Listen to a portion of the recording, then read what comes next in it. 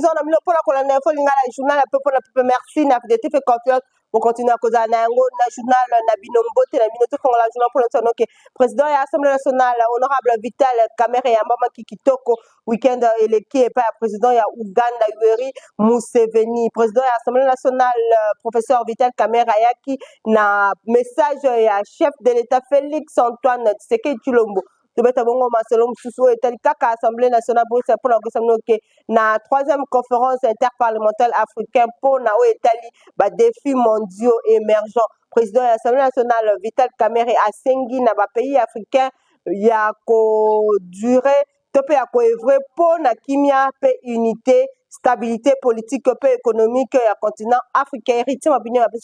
bas détail. Troisième conférence interparlementaire africaine pour les défis mondiaux émergents. Président Vital Kamerhe, la République démocratique du Congo, a sengi na pays africain, ba yeba na koevre pour la unité kimia, stabilité politique et économique pour le continent africain. Bosimba ke kobanda le 9 kilo le 11 mai 2025 na Entebbe na mboka Uganda, troisième conférence régionale oyo interparlementaire pour na ba défis mondiaux yango et salemaki ba président ya ba assemblée nationale pe parlementaire et ba pays africain ba kanisa ki to ba réfléchissa ki pour na ko renforcer souveraineté protection de valeurs africaines et coopération entre les peuples africains pour répondre à l'aspiration et protection de valeurs chères dans l'Afrique et souveraineté dans l'intégration. Conférence Oyo et Fungwama qui vendredi 9 mai dans chapiteau il y a jardin il y a State House il y a Entebbe pour un appel il y a président ougandais Yoweri Kaguta Museveni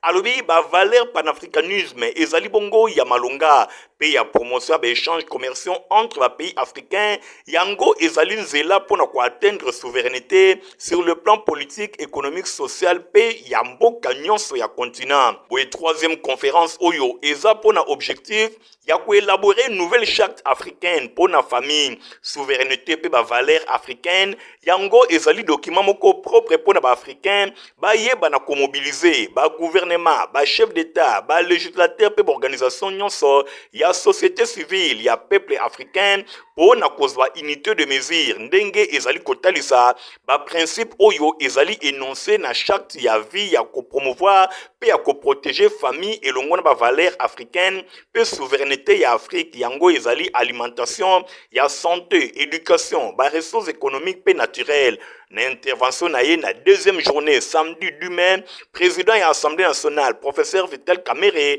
a lobela ki discours na ye na importance ya kosilisa ba conflit to ba guerre na kati ya Afrique pe koyeba na kotombola ba intérêt politique pe économique alobi ndenge ni tokoki ko réfléchir na développement économique ya Afrique tangu RDC azwami na ba guerre oyo ezali ko panza ba famille ya ndenge na ndenge ni tokolo ba développement ya Afrique alors que sur le plan sécuritaire Sud-Soudan, Mali, Niger, Burkina Faso biso nyonso esengelaki totia makelele po na minduki eyeba na kosila tozana ba valeur familiale culturelle commune souveraineté ya Afrique ezali ko préserver pe kotombola makambo nyonso oyo ezali ya malamu lokola développement. Vital Kamerhe a précisé que RDC nanzele ya chef de l'État Félix Antoine Tshisekedi Tshilombo bazali disponible pour na kokota na démarche ya rétablissement ya paix moko durable na continent mobimba pe intégration régionale pour na kotombola développement économique ya ba état nyonso pe ko atteindre souveraineté alimentaire ya continent africain.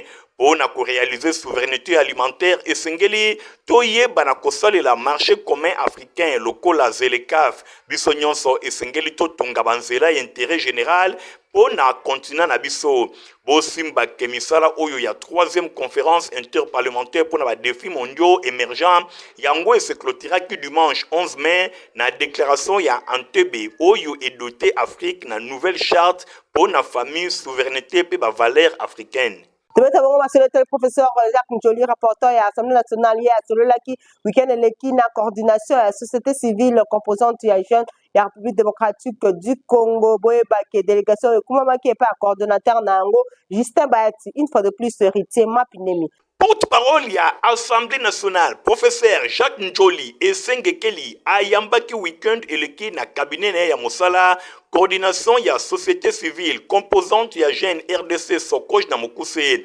Délégation oyo ekambamaki na coordonnateur na bango ya Sokoj Justin Bahati. Na masolo na bango elongo na rapporteur ya Assemblée nationale Sokoj batalisi préoccupation na bango en rapport na situation oyo ezali lieu na contrôle parlementaire. Pambate ba député nationaux bazali kosalela mosala na bango te na ba circonscription électorale bisika ba utaki. Natina wana na souci ya combler vide parlementaire oyo Sokoj a été en place programme d'appui à parlement. Yango ezali bongo pona koluka ba information nyonso sur terrain pe na ba secteur nyonso ya vie nationale pona koyeba na kopesa yango epai ya ba député oyo bazana bosenga na yango pona kosala ba proposition de loi pe délégation oyo batalisi na rapporteur ya chambre basse ya parlement basengi bayeba na kosala pression na ba député ensemble longo na Sokoj pona kozwa éclairage après exécutif national ba différents accords oyo ezali signé na kombo ya république na cadre ya kimia.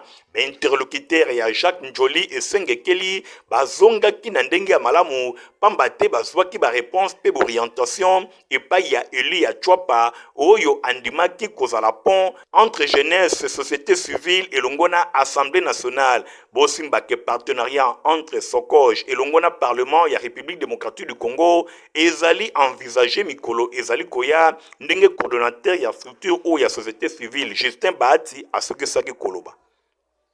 Tebeta bongo masolo tali Premier ministre Madame Judith Suminwa Tuluka yambaki administrateur suppléant ya République démocratique du Congo na conseil d'administration ya FMI. Freddy Matungulu, reportage. Engagement ezomaki na gouvernement Suminwa na cadre ya première revue ya programme ya facilité élargie ya crédit pe facilité pour la résilience ya durabilité. Mission wana ya évaluation ya Fonds monétaire international eza déjà awa na Kinshasa. Freddy Matungulu Mbuyamu, administrateur suppléant et représentant ya République démocratique du Congo na kati ya conseil d'administration ya institution financière internationale ayaki bongo bakutanaki na premier ministre Madame Judith Suminwa Tuluka. Mission oyo eye pona ko permettre ya ko renforcer ba mécanisme ya stabilisation économie, amélioration ya gouvernance, ya lutte contre changement climatique na République démocratique du Congo. Na masolo na bango na premier ministre Madame Judith Suminwa Tuluka na masolo na bango premier ministre Madame Judith Suminwa Tuluka affirma ki détermination azali na yango pona komene ba action ya sens ya bonne gouvernance pe lisusu ko maintenir stabilité économique na mboka na biso. Pona Freddy Matungulu FMI atikali na côté ya gouvernement congolais na parti oyo moment oyo autorité bazali ko disposer ya ko travailler na amélioration ya cadre ya gouvernance ya mboka. Ancien ministre ya finance Freddy Matungulu azalaki désigné na République démocratique du Congo na 2022 pona ko occuper poste ya administrateur suppléant na kati ya conseil d'administration ya FMI wapepai aza ko représenter ba intérêt ya 24 pays. Bosimba qui première revue mission à FMI a co-présenté rapport auprès ya chef exécutif central. Pour na rappel en janvier 2025, conseil d'administration a approuvé deux programmes pour soutenir le développement de la République démocratique du Congo, faciliter et élargir à crédit na financement à 18 milliards de dollars américains où ils ont dédié pour l'infrastructure, renforcement et la réserve financière, PayPal sous faciliter la résilience et la durabilité où ils ont une enveloppe de 1,1 milliard pour répondre aux défis climatiques. Le Premier ministre, ministre de l'économie, professeur Daniel Mukoko Samba, a participé à la conférence Moko Weekend de l'Ekikuna na Inikin. Fabrice Lundombi Azaki Simasimana Bango. Na période, il y a des grands enjeux mondiaux, ba minerais critiques et stratégiques, monde scientifique, ba réfléchir ça qui en permanence. Pour concerner question oyo 9e édition ya forum géosciences ya université ya Kinshasa ba participants nyoso ba s'enrichir qui na thématique ba ressources minérales critiques et stratégiques liboso ba défis mondiaux actuels rôle clé ya République démocratique du Congo na production ya approvisionnement moko durable. Parmi les panélistes, Tomonaki Bongo, vice-premier ministre et ministre de l'économie nationale, professeur Daniel Mukoko Samba yé a se pencha ki mingi na sous-thème ya valeur ajoutée stratégie pour la industrialisation moko durable ba minerais stratégique ya RDC. Actualité ezali ko obligé professeur Daniel Mukoko Samba a hésité quitter pour na commenter accord bilatéral gagnant-gagnant entre RDC Oyo à conclure et Longona États-Unis d'Amérique pour la minerais stratégique pour na cimenter kimia moko na partie est na ye pour na ye souveraineté ya RDC et sengeli ezala respecté étant donné que République démocratique du Congo azali obligé ya coopérer et Longona ba état mosusu. Je voudrais d'abord saluer l'initiative de ces jeunes gens qui depuis plusieurs années animent le forum Géosciences qui permet de rassembler pendant 2-3 jours des praticiens dans les différents domaines, mais aussi des décideurs publics, des professeurs d'université, des chercheurs et des étudiants. Et cette année, le thème est un thème à point nommé, vu l'actualité du moment. Comme vous le savez très bien, il s'est conclu il y a quelques jours aux États-Unis un contrat sur les minéraux stratégiques entre les États-Unis et l'Ukraine. Et il se négocie actuellement un accord similaire entre les États-Unis et la République démocratique du Congo. Dans les deux cas, il y a un lien étroit entre la disponibilité de ces métaux critiques dans les pays agressés, l'Ukraine, la République démocratique du Congo. Au-delà de la responsabilité na niveau du gouvernement, professeur Daniel Mukoko Samba azali bongo grand ami ya club Géosciences ya Université ya Kinshasa. On a honoré ma contribution et ma participation au forum Oyo, diplôme ya mérite et pesa qui est na titre ya reconnaissance pour na soutien na activité ya club. Honorable Rigen Bakonga élu à circonscription électorale ya Moamba yé à salaki descente na terrain week-end eleki pona kotala nzela ya Kingabwa ndenge et baby Fabrice Lundombi azaki simasimana na compte info ngala. Nasima ya koute na mobembo mwana mboka Rigen Bakonga oyo azali ko diriger Asbel Babengi les amis de Rigen Bakonga RB na mokose asangisaki base na ye na quartier Kingabwa na commune ya Limete na 13e rue epai wapi abetaki masolo elongo na bango pona kotala tala ndenge ni mosala esengeli eyeba na kotambola alobelaki financement ba structure nyonso na kati ya Asbel na ye pona kotombola commune ya Limete pe quartier Kingabwa makambo nyonso eyeba na kotambola na ndenge ya malamu. Rigen Bakonga honorable député national ya district ya Moamba azwaki explication ya ndenge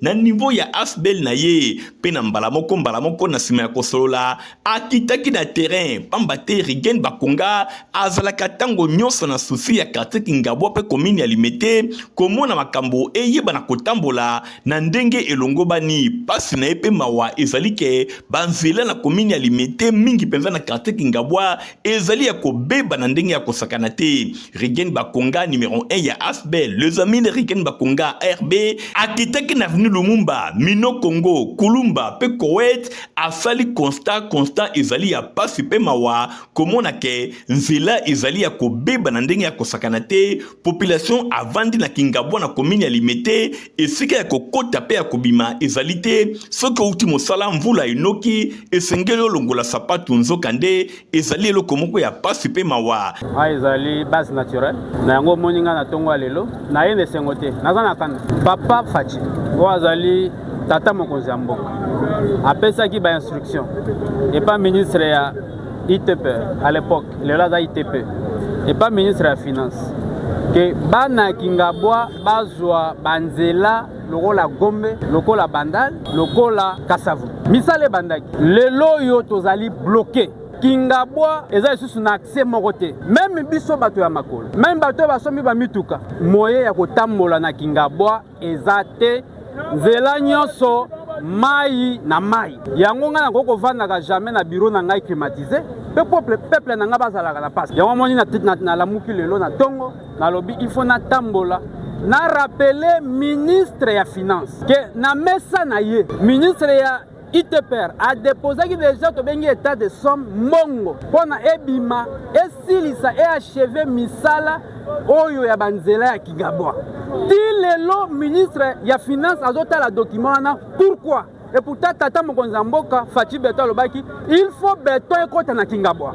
Yango ngai mo na bango élu du peuple, représentant la population à Kingabwa, il y a limité, na ukanga maboko te. Bambongo wana nyo surtout ebima wana musala ezonga biso na Kingabwa tozala kimia. Au cas contraire, dans les jours qui viennent, ngai en tant qu'élu du peuple, je vais mobiliser la population de Kingabwa. Biso nyo sotoko kende ti na ministère de la finance. Population ya commune ya limité ya quartier Kingabwa bazangi pete kotalisa makanisi na bango tala veni o ninge komi peuple congolais bazo souffrir na façon moko impossible voyage de retour mbala moko ala likuta tati akite biso donc biso bana Kingabwa be électeur na vraiment tous a fier tala ndani atala ba poto c'est somme de ma pasi de ma pese ma koki akene tina destination ba poto esi la ma mère onyo na kate Kingabwa etonga mama tala biso ba Ezali Seboye, mwana mboka Rigen Bakonga, honorable député national ya Amba alobi, ministre ya finance et Sengeli a débloqué misolo pambate, ba lettre esi e kota, banzela et Sengeli e bonga, soki ezali koumela kakaboye, mikolo ezali koya, honorable Rigen Bakonga akani, kote lemisa population, bakosala ba marche, pe ba carnaval ya ndenge na ndenge, pour ko pousser ministre ya finance a débloqué misolo, banzela ya Kingabwa ebonga pambate oyo bazali komona ezali eloko ya pasi pe mawa botela ndenge bebi population azali konyokwama ezali kambo ya kotika boite honorable Rigen Bakonga bana nyonso ya limete ya Kingabwa pe ya Amba bazali kotalela yo yonde molobeli na bango sala makasi po ete banzela eyebana kobonga. Directeur général ya régie de Fourrière pe contrôle technique ya ba véhicule Joseph Kassindi Mafolo ye akitaki na terrain pour na sensibiliser bande ko nyoso atika mituka na bango balongola yango na nzela héritier mapinde migoro tingi bazaki sima na ye azali kokanga maboko te depuis banomaki ye epai ya son excellence gouverneur ya ville ya Kinshasa Daniel Bumba Bosimbake Joseph Kassinzi Mafolo DG ya régie ya Fourrière pe ya contrôle technique ya ville ya Kinshasa RFCK na Mokuse ye azali tango nyonso na terrain Bosimbake Kassinzi Mafolo Joseph akitaki weekend eleki elongona équipe na ye bango batambolaki ba commune nyonso ya ville ya Kinshasa descente oyo na terrain ezalaki na bit femoko ezalaki descente moko pédagogique c'est-à-dire bakitaki pona ko sensibiliser ko senga na bato nyonso batia ba garage pirate bayeba na kolongola yango na nzela bosoto ya baipave oyo ezali kosala pe insécurité boye na sima avant ba sanction eyeba na kokota esengelaki nanu ko sensibiliser pambate motif mosusu to ba embouteillage ezali pe créé à partir ya mituka oyo to baipave et vandi na banzela ya ville ya Kinshasa. DG Kassinzi Mafolo Joseph et longona équipe naye batambolaki bisika na ba différentes communes ya ville ya Kinshasa pona ko beta mbela pe kolobake mikolo ikoya mon côté alobake ayebaki te tango ba sanction ekokoma awa ba sensibiliser population ba avertir bango pe balobike esengeli nzela ezala peto esengeli mituka to ba epave ezala te yangonde ekosala ke ba embouteillage ezala te pambate même batu ya mabe bazali ko bomba na kati na mituka oyo ekufa. Directeur général ya RFCK Kassinzi Mafolo Joseph expliqué. Mission na mission RFCK ezali régie de Fourrière pe ba contrôle technique. Et notre objectif vraiment na cadre ya ba Fourrière to kiti pe na ko sensibiliser ba kinois. Tout bango été tango tozali ko parquer mabe. Tango tozali ko abandonner mituka na balabala. Mituka ekufa ba garage pirate na nzela ezali pe obligé ya ba embouteillage. Tous ba kinois nyonso ba prendre conscience. Motonamotaye ba ete Kinshasa ezali kobonga pe Kinshasa ezobonga pe Kinshasa ebongi déjà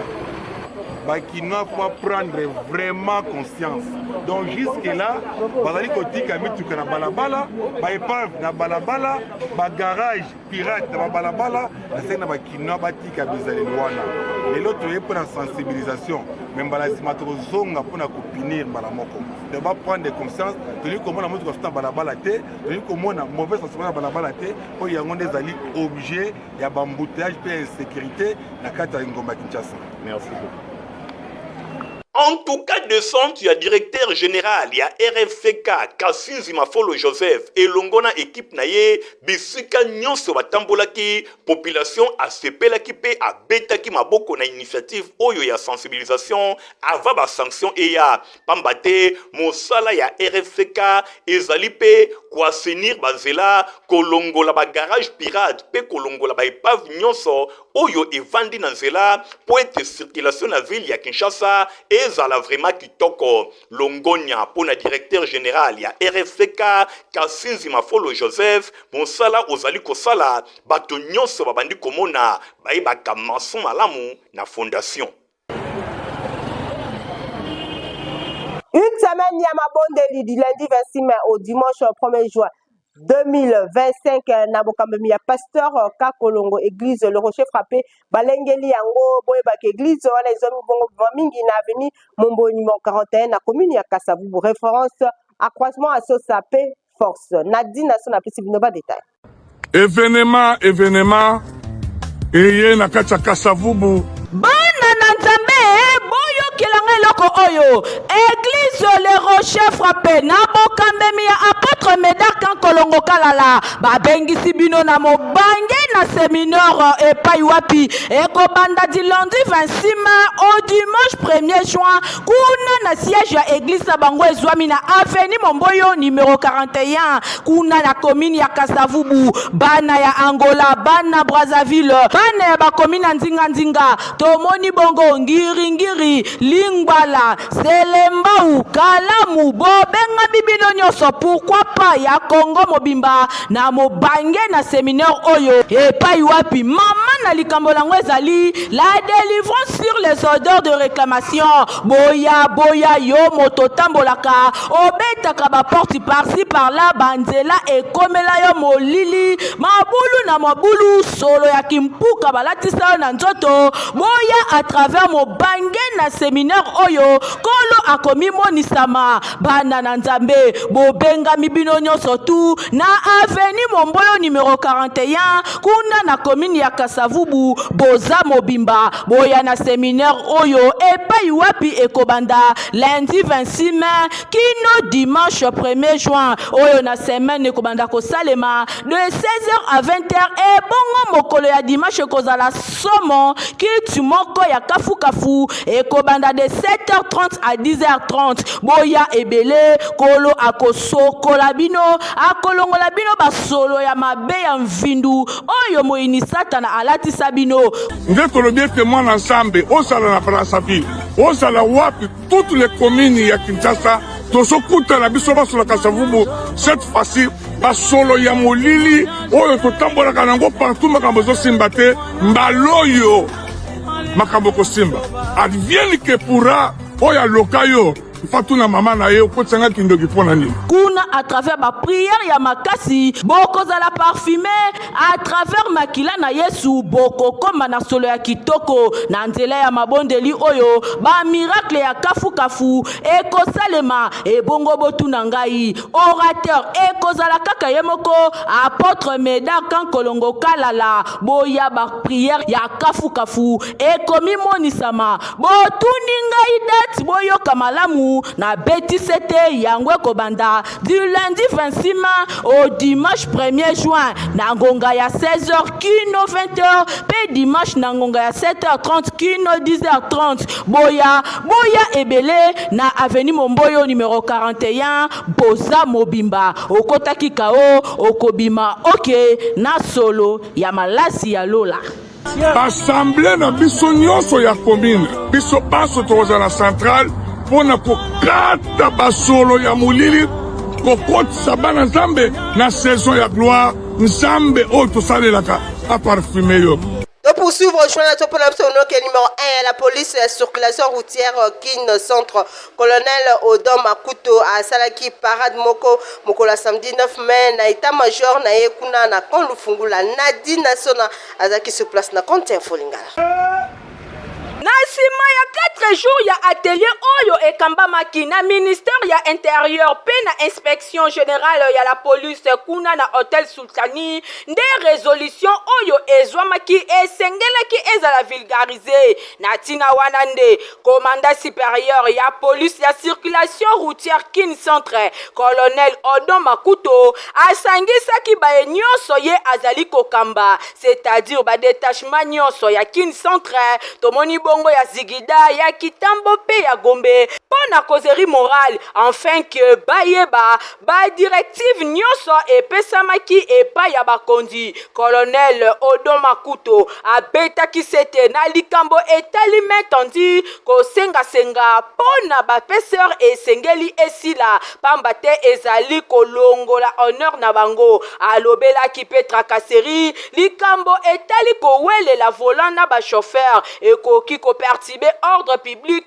pe ko provoquer ba accident pe abetaki loboko na mesa pona kolobake agent ya peseur azali wana pona ko réguler circulation fluidité ezala na nzela ba embouteillage ezala te kasi soki agent akomi à la base ya désordre pe ba embouteillage akozwa etumbu abakisaki na kolobake discipline esengeli erenye epa ya ba agent ya peseur ko respecter mibeko pe ko poussa ba usager ya nzela bango pe batosa mibeko kotosa ba instruction nyonso mikondi bazali kopesa na kobatelaka discipline pe ordre esengeli erenye esika nyonso ba agent ya peseur bazali donc moto nyonso esengeli a se sentir na sécurité epai ba agent bazali kosala mosala soki toza koreunir tozosangisa bapolisier eza na sanse ya koluka ke nyonso ezali mitindo to mpe batali mosala ekende koyokana mpe ezala bien capté. C'est pour dire que tozali convaincu que nyonso tolobi policier moko na moko azali awa na oyo azala te puisque bakotransmettre na soit na commandant soit moninga na ye nyonso tolowami awa eyokami mpe tozali kosalema na ndenge ezali posa ya bakonzi ba instruction nyonso oyo epesamaki na atelier ya 4 jours kuna na hôtel Sultani boyebake numéro 1 ya peseur Kin Centre colonel Odon Makuto akani ko vulgariser à la lettre pe ko faire respecter yango pona ko éviter dérapage na niveau ya police ya circulation routière Kin Centre. Deuxième aspect ya mission poto malonga pola bana na bile za kotiva pe bonkolo koko mela yango pisaka santé kitoko pe vitamine na énergie. Protivap encore et toujours. Oyo mama bituna tuna ayeba kateti lero apesa mwana ye bire. Ebe na santé kitoko boye. Olesaka ye nini? Aliaka Protivap. Soka ba mama nyonso batimbe ya Protivap poto kitoko pona ba bébé pro. Mama soma ye. Mwana na ngai depuis abanda kolia akoli boye. Aliaka kaka Protivap. Protivap. Protéine, vitamine, énergie. Azama yele na classe abelaka te alimbaka te. Ba maman, félicitations na bokoneri bana. Protivap, facile à digérer et nourrissant. Ezana, protéines, vitamines et énergie. Hey, bébé na yo kitoko ninyo esaka. Ba ba inga kango, santé kitoko nzoto makasi. Matemi disa, mama letsa mwana. Sukana mbimbi, oye sukana mbimbi. Protivap, pro bébé pro. Produit par Chris SARL. Tozala ba communiquer écologique pour la lecture na yango. Famille Lebo baza na mawa ya koyebisa na bandeko baninga pe bayeba na bango nyonso liwa ya papa na bango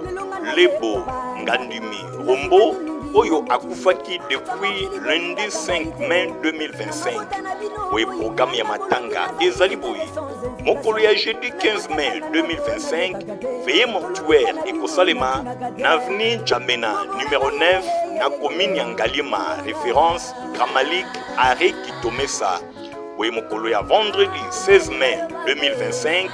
na ngonga ya 8h levée du corps ekosalema na morgue ya hôpital militaire ya Kanchach. Exposition ya nzoto ya Mowei ekosalema na paroisse Saint-Christophe na quartier des anciens combattants kuna na Gramalik. Bongo na ngonga ya 10h nde bokundami ekosalema na cimetière ya Nsele Bambou. En attendant, matanga ezali kosalema na lopango ya Libota na avenue Jamena numéro 9 commune ya Ngalema, référence Kramalik Ari Kitomesa. Qui a été communiqué oyo ekomela bato nyonso bayibaka Papa Lebo Gandimi Rombo. Famille Lokuli baza na makoyebisa na baninga pe bayebeli na bango liwa ya papa na bango na kombo ya Henrique Lokuli. Ye akufaki depuis mokola le 27 avril 2025. En attendant, programme ya matanga eza kosalema na avenue Kibongo numéro 25, quartier Pindi na commune ya Kalamu. Programme ya matanga eza boye. Vendredi 16 mai, veille mortuaire et kosalema na église CFMC Yolo Sud na avenue Kimbongo numéro 25, quartier Pindi na commune ya Kalamu. Référence Wenzezo route Kikwit. Mokolo ya samedi 17 mai, exposition à corps et kosalema na cinquantenaire pe bakokunda yango na nécropole Nsele Bambou. Tika ete lié bis oyo ekomela bato nyonso bayebi papa Henrique Lokuli na famille mobimba.